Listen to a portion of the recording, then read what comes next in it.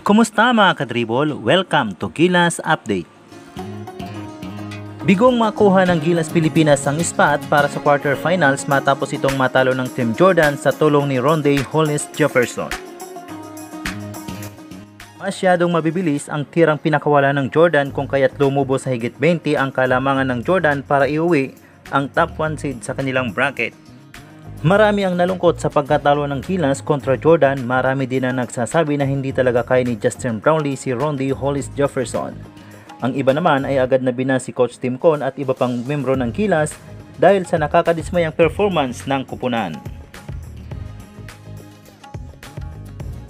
Gayunpaman, sa naging sitwasyon natin ay dapat na mas maging positibo tayo bilang mga Pinoy fans dahil malaki pa ang chance natin na makapasok sa second round, na kung saan ang bansang Qatar ang makakaharap natin sa classification of games, at kung sakaling manalo naman ay ang Iran ang makakalaban sa quarterfinals.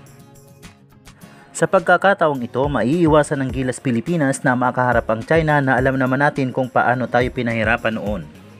Dahil nga sa sila ang host country at ito ang inaasahan ng karamihan.